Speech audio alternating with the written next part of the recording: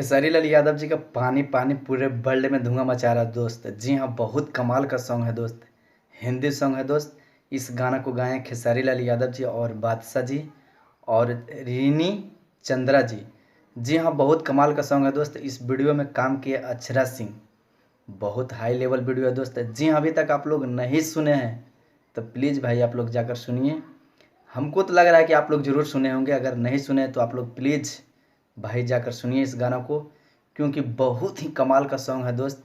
इस गाना को लिखे हैं अजीत मंडल जी और म्यूजिक दिए हैं सुभाष राज SBR। जी हाँ, बहुत कमाल। खेसारी लाल यादव जी का पानी पानी अभी 2 सप्ताह से ट्रेंडिंग नंबर 1 पर चल रहा है दोस्त। जी हाँ, लाइक मिला है दोस्त, बहुत काफ़ी लाइक मिला है दोस्त, 1 मिलियन 4 पॉइंट लाइक है दोस्त। जी हाँ भाई, अभी तक आप लोग नहीं देखे हैं तो प्लीज़ भाई लोग आप लोग जाकर देखिए और ज़्यादा से ज़्यादा इस गाना को शेयर कीजिए। अगर मेरा वीडियो अच्छा लगे तो मेरे चैनल को सब्सक्राइब कीजिए।